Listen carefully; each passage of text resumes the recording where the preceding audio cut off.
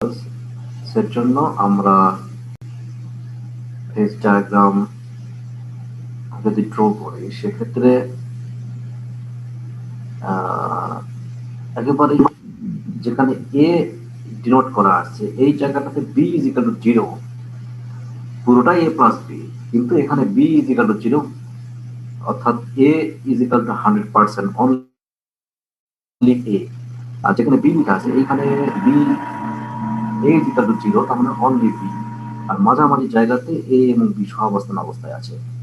সেক্ষেত্রে মাঝামাঝি অবস্থায় কি হবে, এই দুইটার ফেজ ডায়াগ্রাম এবং মাঝামাঝি জায়গায় কি হবে, এ আর বি এর কম্পোজিশন ভ্যারি সাথে সাথে টেম্পারেচার প্রেসারের সাপেক্ষে, সেটা হচ্ছে টু কম্পোনেন্ট সিস্টেম। সেটা কেন বলতেছি, এই লেফট সাইডে কম্পোনেন্ট এ এর জন্য, রাইট সাইডে কম্পোনেন্ট বি এর জন্য দুইটা ফেজ ডায়াগ্রাম এখানে মার্জ করতে হবে। এটা হলো লেফট সাইড এবং রাইট সাইড। এখন বলতেছি in a complete diagram,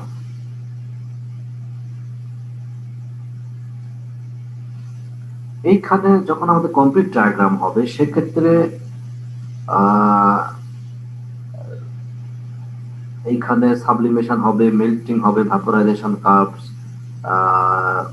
would be drawn for each composition of A and B।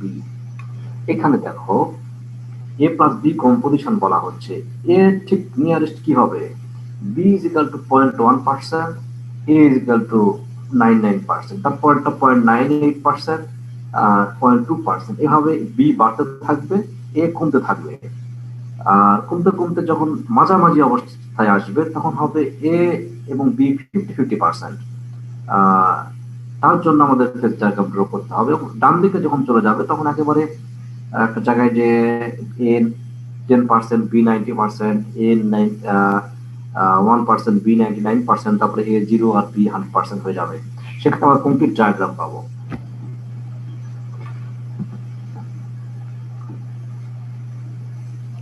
Sir pseudo one component মানে কি? এইটা তোমার ছদ্মবেশ এক আণবিক বিক্রিয়া দুই আণবিক বিক্রিয়া পড়ছিলাম, মনে আছে?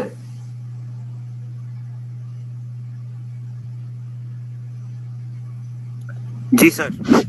ওইটা আসলে ছদ্মবেশ যেটা বলা হয় সেটা আসলে সেটা নয়, কিন্তু আমরা ধরে নিই, তাই তো?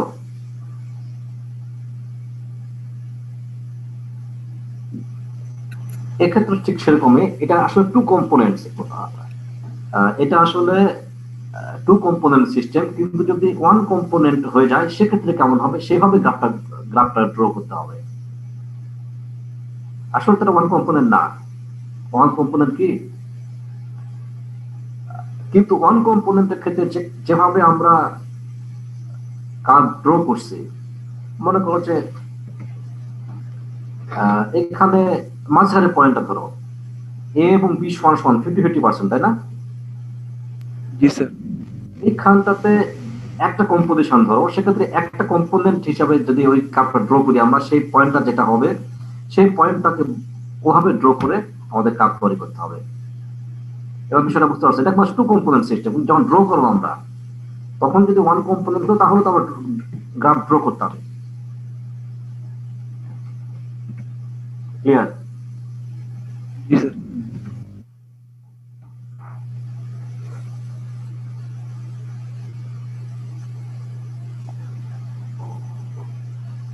এখন আমরা যদি কোন একটা লাইন ড্র করি গ্রাফের উপরে, তাহলে সেখানে কিছু ইন্টারসেকশন পাবো,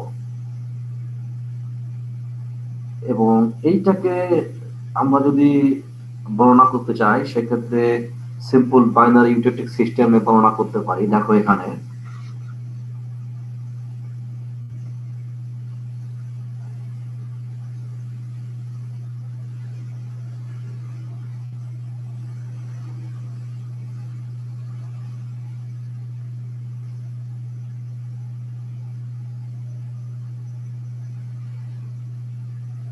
কার্ভটা কি দেখে কিছু বোঝা যাচ্ছে তোমাদের জন্য, বোধগম্য হচ্ছে?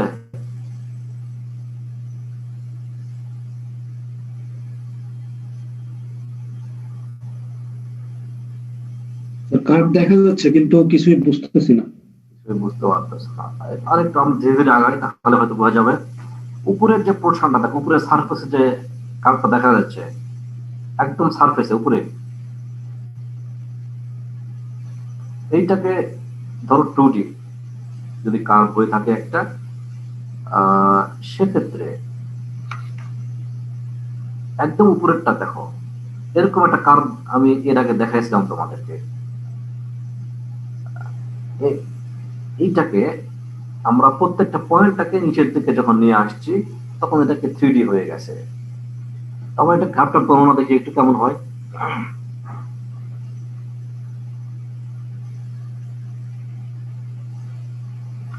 বলা হয় যে plane is drawn perpendicular to pressure axis. Pressure pressure axis হচ্ছে এইটার পারপেন্ডিকুলারে ড্র করা হচ্ছে, এবং 1 ATM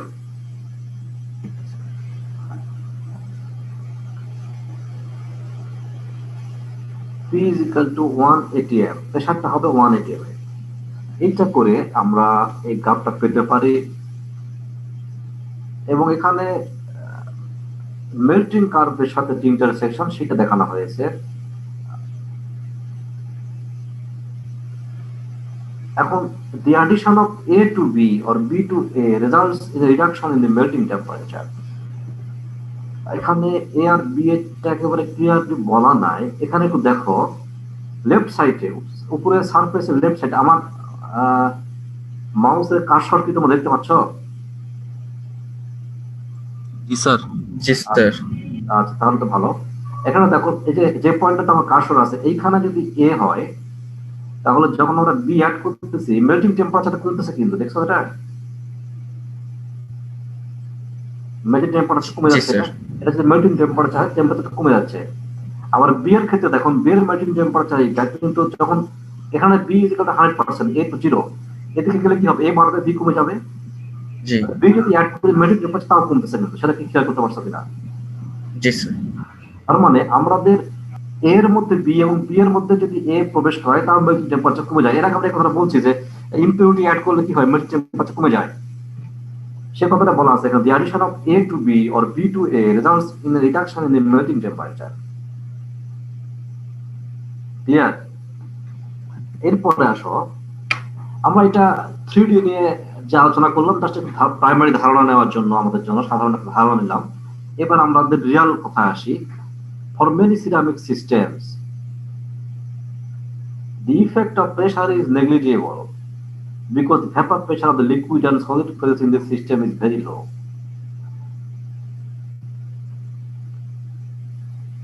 এখন আমার কার্ভের দিকে ফিরে যায়। এই পাশে কি আছে, প্রেসার আছে না? এই পাশে দেখতে পাচ্ছ কি প্রেসারটা? জি স্যার। জি স্যার। আমার ক্ষেত্রে বা কিছু লিকুইড,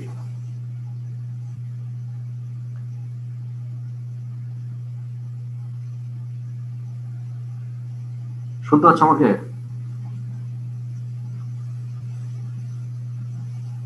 জি স্যার, শোনা যায়। আচ্ছা, তাহলে যদি সিরামিক সিস্টেমে আমাদের কি সলিড বেশিরভাগই, বা আমাদের সিস্টেমে কিছু লিকুইড থাকতে পারে, সলিড এবং লিকুইডের ভ্যাপার প্রেসার কি টেন্ডস টু 0, শূন্যের কাছাকাছি, ঠিক কিনা?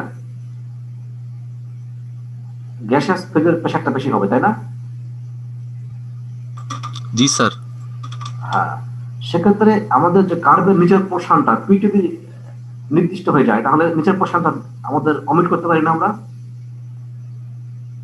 পি তো তখন নাই হয়ে যাবে, বুঝতে পারছো কিনা? আমরা 1 ATM প্রেসারে কাজ করবো, তাহলে আমাদের কার্ভটা শুধুমাত্র উপরেরটুকু হয়ে যাবে না?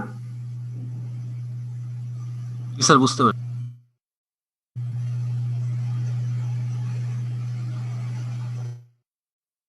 তোমরা বুঝতে পারছো কিনা কথাটা আমার? স্যার আরেকবার একটু বলেন। এই দেখো নিচের দিকে কার্ভটা কি পি এক্সিস, এটা এখন যদি আমাদের পি নির্দিষ্ট হয়ে যায়, মনে করো এখানে 1, এখানে 2, এখানে 3, এখানে 4, 5, ঠিক আছে, 5 প্রেসার পর্যন্ত। কিন্তু আমাদের প্রেসার যদি আমরা নির্দিষ্ট করে দিই, কারণ আমরা তো নির্দিষ্ট প্রেসারে কাজ করবো, আমাদের প্রেসার তো পরিবর্তন হবে না।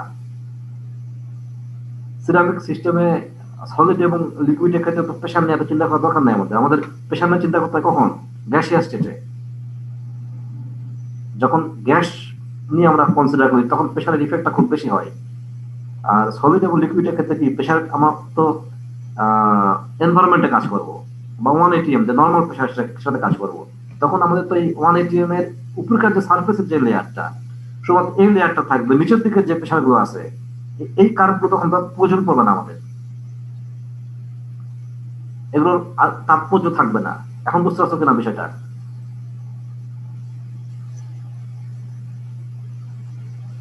যদি বুঝতে না পারো তাহলে দু একজন বলো, আমি আর আলোচনা করে নিই এই বিষয়ে। মানে স্যার প্রেসার ইফেক্ট হলো স্যার নেগলিজিবল হবে স্যার, এটা চেঞ্জ কোনো ইফেক্ট করবে না। হ্যাঁ, সেক্ষেত্রে আমাদের নিচের গুলোর প্রেশার, হাই প্রেশারে তো কাজ করার দরকার নাই। আমাদের দরকার আছে কি, আমরা তো নর্মাল প্রেশারে কাজ করি সব সিরামিক সিস্টেমে সাধারণত। তাহলে আমাদের তো নিচের এই 3D আর নিচের প্রয়োজন নাই, আমরা তখন উপরে যে সার্ফেসের যে লেয়ার এই 2D নিয়ে কাজ করবো। তার মধ্যে কার্ভটা সহজ হয়ে গেল। এবার বুঝতে পারছো কিনা বিষয়টা?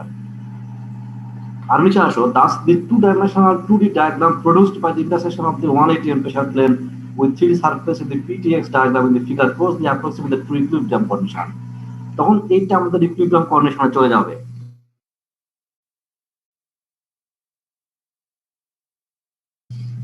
সরি, যদি তাই হয়, under this condition the while the pressure is held constant, যখন আমরা প্রেসারকে কনস্ট্যান্ট রাখবো, this system is referred to as Pond's system, that is the vapor phase is ignored, vapor phase-টাকে আমরা ইগনোর করবো এবং only the liquid and solid phase are considered, এবং আমরা শুধুমাত্র solid এবং লিকুইড ফেজ কনসিডার করব, কোনো গ্যাসিয়াস ফেজ নিয়ে আমরা কনসিডার করতেছি না।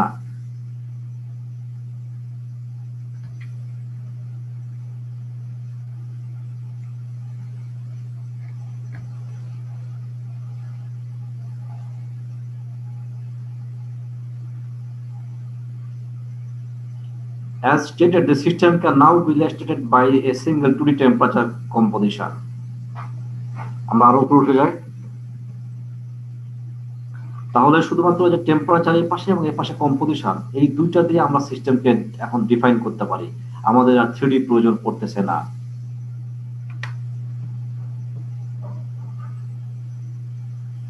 এখন তো বিষয়টা বোঝা যায় নাকি? এখন the phase rule now becomes F is equal to C minus P plus 1. এখানে 1 হবে কারণ 1 rather than 2 because only temperature is considered as a variable. এখন ভ্যারিয়েবল আমাদের 1, শুধুমাত্র টেম্পারেচারটাকে নিচ্ছি। For two components F is equal to যেভাবে বের করার দরকার আমরা সেভাবে বের করে 3 minus P পাচ্ছি। এখন এর আগে আমাদের ফেজ রুল পড়েছিলাম আমরা, টু কম্পোনেন্ট সিস্টেমের ক্ষেত্রে F is equal to 3 minus P।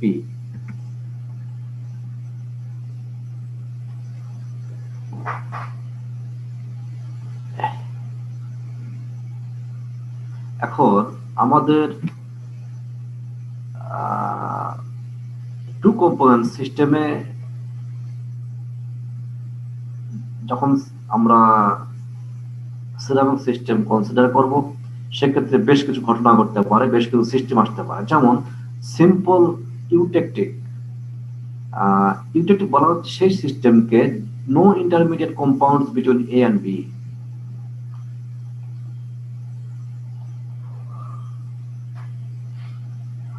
এই কথাটা বুঝতে পারছো কি তোমরা? 1 নম্বর কথাটা।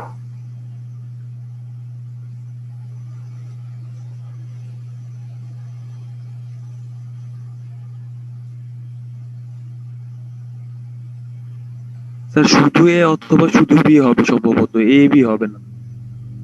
এ বি হবে, এক পাশে এ থাকবে এক পাশে বি আছে, মাঝামাঝি অবস্থায় আমরা এ প্লাস বি পাবো, কিন্তু সেটা কোন কম্পাউন্ড ফর্ম করবে না, এ আর বি সহ অবস্থান থাকবে।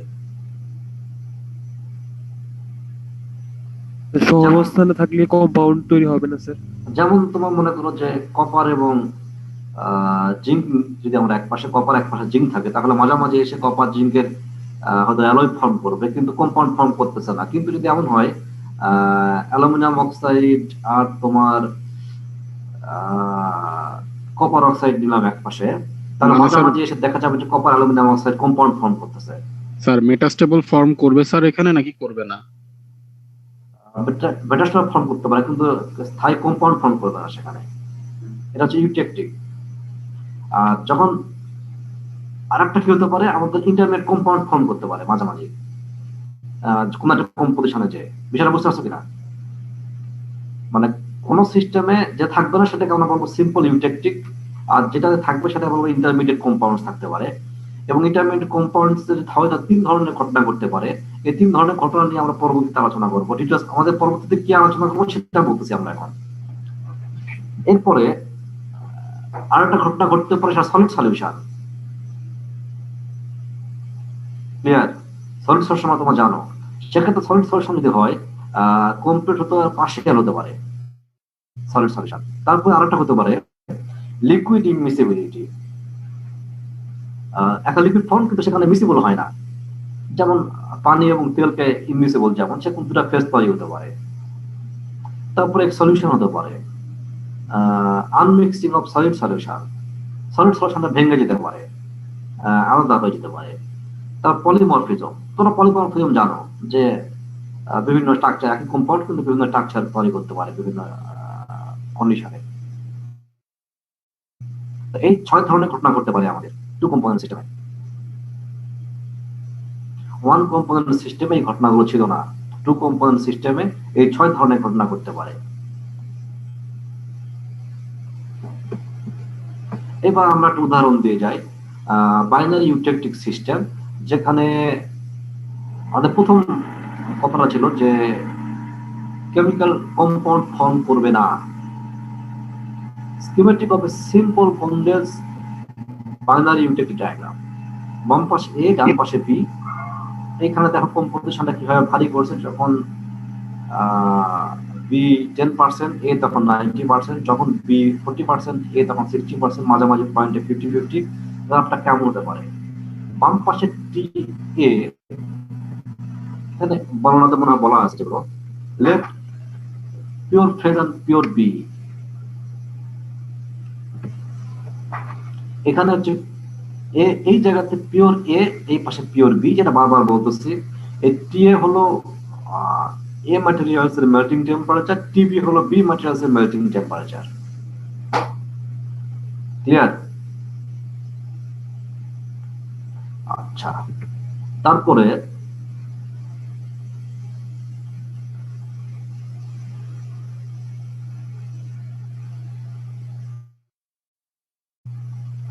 both A and B melt congruently, এটা বলা হচ্ছে যে well defined melting temperature থাকবে।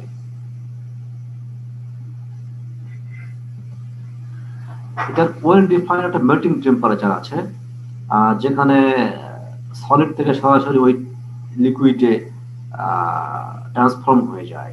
এটাকে বলতেছি আমরা কনগ্রুয়েন্ট।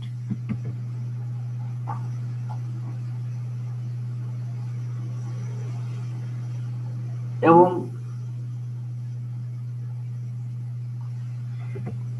এখানে দেখো টিএ, এখানে কিন্তু কোনো লিকুইড নাই। লিকুইড আছে কি?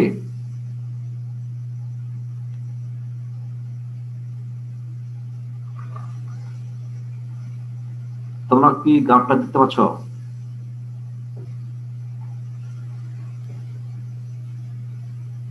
জি স্যার, দেখতে পাচ্ছি। আচ্ছা, দেখো উপরের অংশেতে এখানে পুরোটাই লিকুইড। এই পাশে লিকুইড প্লাস এ, মানে এও থাকবে তার সাথে লিকুইড থাকবে। কিন্তু এই জিরো যেখানে এই লাইনে, এটা কিন্তু টি এর উপরে যে লিকুইড, এর নিচে তো লিকুইড নাই। লিকুইড আছে কি? লিকুইড নাই, সলিড লাইন। এই পাশেও সলিড। সেটা বলা হচ্ছে এখানে যে no liquid is present until temperature TA or TB reached.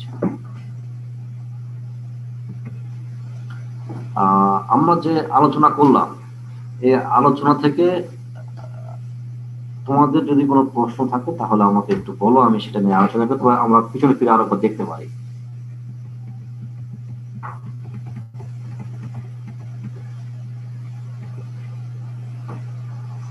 বলো কিছু, তোমাদের মধ্যে থেকে কেউ কিছু বলো।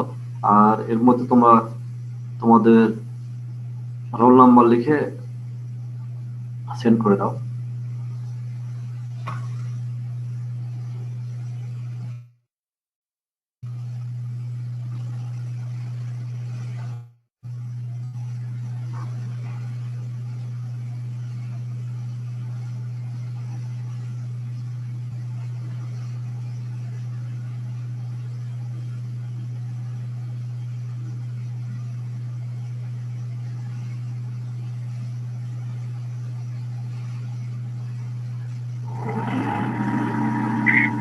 স্যার হ্যাঁ, বলো। স্যার আমাদের স্যার ইন্ডাস্ট্রিয়াল অ্যাটাচমেন্টের বিষয়ে যদি স্যার কিছু বলতেন। সে বিষয়ে তোমাদেরকে বলাটা জরুরি। জি স্যার। সে বিষয়ে তোমাদেরকে বলাটা খুব জরুরি, কারণ তোমাদেরকে আমি বলে দিয়েছি যে তোমরা যোগাযোগ করে সবকিছু রেডি করবা, রেডি করার পরে আমাকে জানাবা। তখন একবারে সব ঠিক হয়ে যাবে যখন আমাদের ডিপার্টমেন্ট থেকে আমরা অফিসিয়ালি চিঠি পাঠাবো। এবার তোমরা কি করতেছো, প্রত্যেক গ্রুপ থেকে ফোন দিচ্ছ যে স্যার আমরা ওই জায়গায় যাবো, ওখানে একটা চিঠি পাঠাতে হবে। চিঠি পাঠাতে হবে সেটা আমি জানি। তোমরা যেটা করবা, তোমাদের সিআর এর কাছে দিবা, সিআর একটা লিস্ট করবে কোন গ্রুপে কয়জন আসো, সেই রোল নাম্বার লেখা থাকবে, সেই গ্রুপটা কোন জায়গায় যাবে,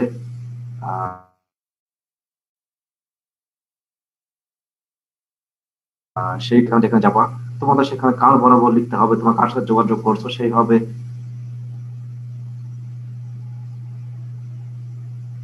তোমাকে শুনতে পাচ্ছ আমাকে? জি স্যার। তারপর তোমরা সেগুলো একসাথে করে আমার কাছে জমা দেবা, তখন আমরা ডিপার্টমেন্ট থেকে একবার সবগুলো চিঠি ফরওয়ার্ড করে দেবো। এবার তোমরা সবাই যদি আলাদা করে যোগাযোগ করো তাহলে তো কঠিন হয়ে যায় আমাদের জন্য। তো তোমাদের সিআর কে শুনতে পাচ্ছ? জি স্যার শুনতে পাচ্ছি স্যার। তাহলে তুমি যেটা করবা, প্রত্যেকটা গ্রুপকে নিয়ে একটা টেবিল তৈরি করবা। কয়টা গ্রুপ হয়েছে তোমাদের? স্যার আমাদের স্যার গ্রুপ সংখ্যা এখনো নির্ধারণ হয়নি। এক এক গ্রুপে স্যার 6 জন থেকে 7 জন করে করা হয়েছে আর কি স্যার। হ্যাঁ, তো তোমরা যেটা করবা যে কে একটা গ্রুপ তৈরি করে কোন গ্রুপ কোথায় যাচ্ছ সেগুলো একটা টেবিল আকারে তৈরি করে জমা দিবা।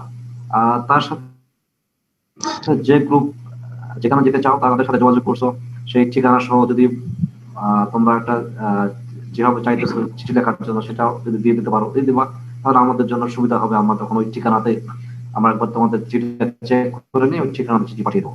আর যদি মনে করো চিঠি লেখাটা হচ্ছে না আমাদের জন্য, তাহলে তোমরা ওই অনুতপকের ঠিকানাটা এবং কি বরাবর লিখতে হবে সেটা যদি দাও আমাদেরকে, আমরা তাও পাঠিয়ে দেবো আর কি। স্যার তোমরা হ্যাঁ বলো। স্যার মানে একটা গ্রুপে কি স্যার 7 জন কি স্যার লাস্ট লিমিট নাকি স্যার মানে ইন্ডাস্ট্রি? আমাদের কোনো লিমিট নাই, এখানে লিমিট হচ্ছে যে ইন্ডাস্ট্রি যাবো তাদের লিমিট এটা, এবং তোমরা যে কোন নিতে ইচ্ছুক তারা তাদের উপরে লিমিট। এটা আমাদের আমরা নির্দিষ্ট করে দিই না। জি স্যার। তো স্যার এখানে স্যার 11 জন মেয়ে আছে স্যার। তো স্যার মেয়েদের স্যার একটু স্যার মধ্যে স্যার একটু ঝামেলা হয়েছে স্যার মনে হইতেছে স্যার। এরকম স্যার যেমন হচ্ছে কি স্যার 4 জন করে স্যার এরকম স্যার সব গ্রুপেই স্যার ঢুকে গেছে, কিন্তু স্যার একজন মেয়ে আর কি কোন গ্রুপে ঢুকবে আর কি স্যার বুঝতে পারতেছে না। তো আর কি স্যার আপনি যদি একটু হেল্প করতেন স্যার ওকে, তাহলে স্যার ভালো হইতো স্যার। হেল্প মানে করা বলতে ও যে কোনো একটা গ্রুপে তো চলে যেতে পারে, এমন তো না যে মানে ও স্যার চাইতেছে স্যার মেয়েদের কোন একটা গ্রুপেই স্যার ঢুকে যাইতে স্যার। হাতে মেয়েদের যে গ্রুপ আছে সেই গ্রুপে চলে যাবে, একজন বেশি হলে তো সমস্যা নেই সেখানে। জি স্যার। স্যার এই যে স্যার ফারহানা আফরোজ হ্যাঁ, ক্লাসে কি আসোস? এই যে স্যারের সাথে কথা বল। জি স্যার। স্যার আমি গেলে স্যার ওই গ্রুপে স্যার 8 জন হয়ে যায় স্যার। ওখানে ভাইয়ার সাথে কথা বলছি, মানে ওই ভাইয়া বলছে যে আমি কথা বলে জানাবো। তো ভাইয়া বলছে যে ওখানে মানে আমরা 8 জন গেলে ওখানে কোনো প্রবলেম নাই। সেক্ষেত্রে স্যার আমরা কি 8 জন যাইতে পারবো? যদি তোমরা মেয়ে কয়জন আছো? স্যার আমি সহ ওই গ্রুপে স্যার মেয়ে 3 জন হবে আর কি। আচ্ছা, আর অন্য গ্রুপে মেয়ে কয়জন আছো? স্যার এক গ্রুপে আছে স্যার 4 জন, আর এক গ্রুপে আছে 3 জন স্যার। যে গ্রুপে 4 জন আছে ওই গ্রুপে কয়জন হচ্ছে মোট তোমাদের? স্যার ওই গ্রুপে আমি ঢুকলে স্যার ওই গ্রুপে মানে মোট ওরা টোটাল আছে 7 জন। আমি ঢুকলে স্যার ওই গ্রুপেও 8 জন হয়ে যাচ্ছে। আচ্ছা, সেক্ষেত্রে তুমি যে কোনো একটা গ্রুপে ঢুকে যেতে পারো, সমস্যা নাই। স্যার একটা গ্রুপ আছে স্যার, ওই গ্রুপে একজনই মেয়ে স্যার যতটুকু শুনছি স্যার। একটা মেয়ে? জি স্যার। যদি একটা মেয়ে থাকে তুমি যদি মনে করো সেই গ্রুপে ঢুকতে পারো, যদি ওই গ্রুপের সদস্য কম স্যার ওরা তো যাবে স্যার সিলেট স্যার। আমি হচ্ছে গাজীপুরে আর কি থাকলে আমার জন্য সুবিধা হতো স্যার। তাহলে তোমার যেখানে সুবিধা হয় ওখানে যোগাযোগ করে, যদি অ্যালাউ করে তাহলে আমার পক্ষ থেকে সমস্যা, আমি কোনো আচ্ছা সমস্যা স্যার। নেই। আচ্ছা এটা একটা বিষয়। আর একটা বিষয় যে ইনফ্যান্ট ট্রেনিং, এখানে তো তোমরা যাবা, দেখবা, শিখবা, এটা তো উদ্দেশ্য। জি স্যার। এবং তোমাদের যাওয়া থাকা যেখানে সুবিধা হবে এবং তারা যেটাতে অ্যালাউ করবে সেটা উদ্দেশ্য হচ্ছে যে তোমাদের ইন্ডাস্ট্রির সাথে তোমাদের যে একাডেমিক তোমাদের জানাশোনা, এইটা তোমরা প্র্যাকটিক্যাল দেখে আসবে, এটাই উদ্দেশ্য। কয়েকজন যাচ্ছে এটা উদ্দেশ্য না আমাদের, তোমরা ওখানে যে কি শিখে আসলা এটাই উদ্দেশ্য। সেক্ষেত্রে দু একজনে যদি গ্রুপে কম বেশি হয় এটাকে বড়, এটা কোনো ম্যাটার বলে আমি মনে করতেছি না। তোমরা একটা প্রাইমারি গ্রুপ তৈরি করো, করার পরে আমার কাছে জমা দাও, সিআর জমা দিবে। আর জনে জনে আমার সাথে যোগাযোগ করো না, খুব ডিফিকাল্টি হলে তখন যোগাযোগ করো।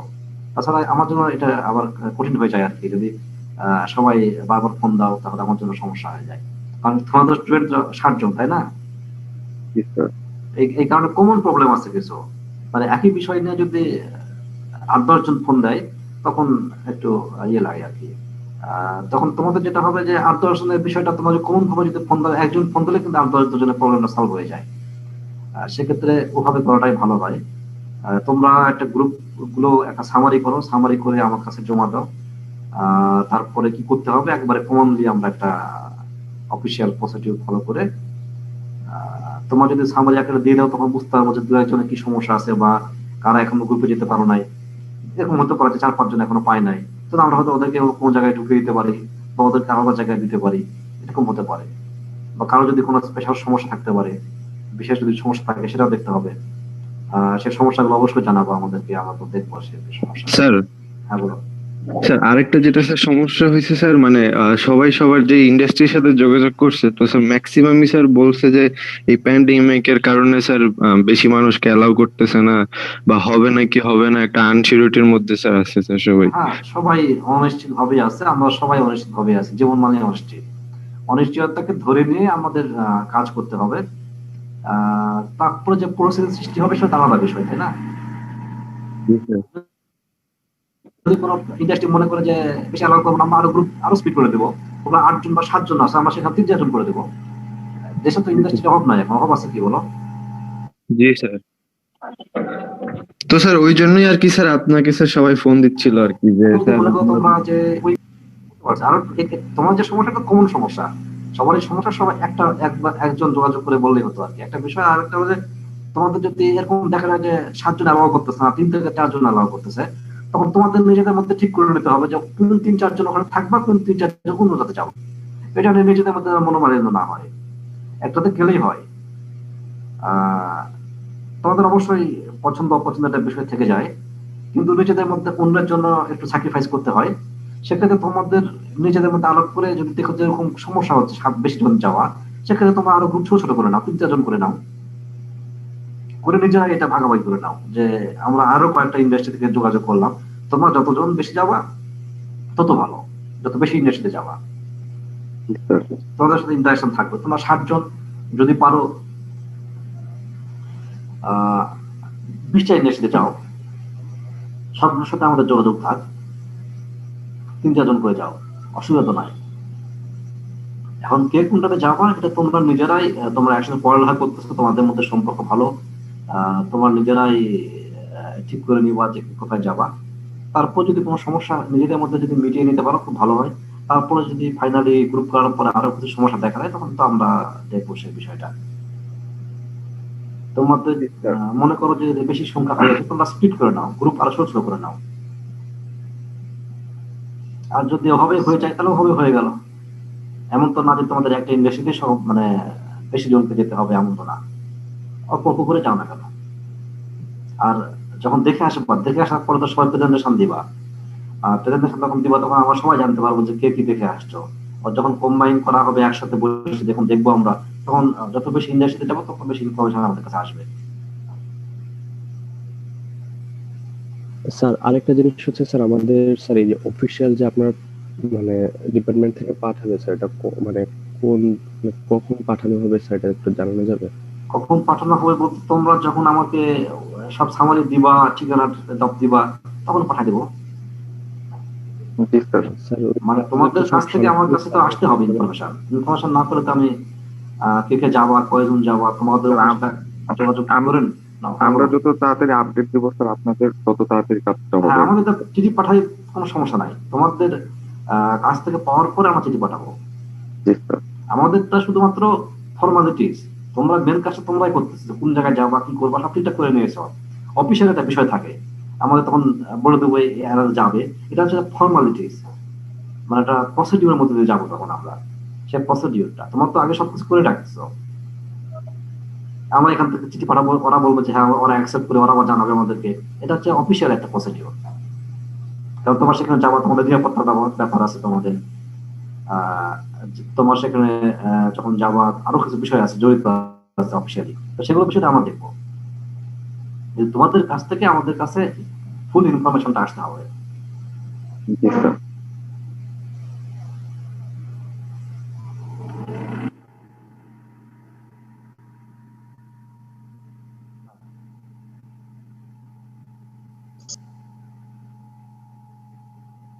অবশ্য- অবশ্যই উনি তো কনফার্ম তখনই করবেন, তার আগে কনফার্ম করবেন না তোমাদেরকে, কিন্তু উনি পসিবল কিনা বা উনি আগ্রহ আছে কিনা এটা তো তোমাকে আহ, তোমরা কথা বললে বুঝতে পারবা।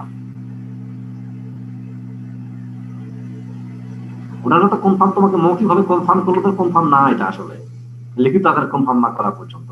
এবং লিখিত আকারে কখন তারা করবে, যখন আমরা পাঠানোর পরে তারা লিখিত আকারে করবে।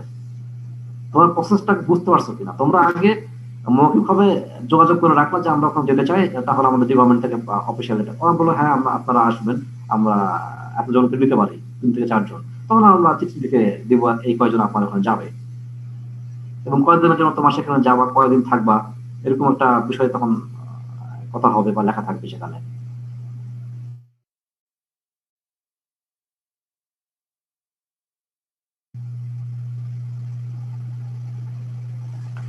আর কিছু বলা আছে তোমাদের?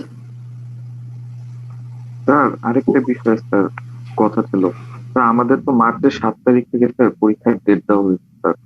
তো স্যার আমরা পরীক্ষার ফুল ডিটেলস ডেটটা কি পেলে ভালো হতো স্যার, কবে কবে পরীক্ষাগুলো হবে, তাহলে স্যার রুটিন করতে পারতাম আর কি।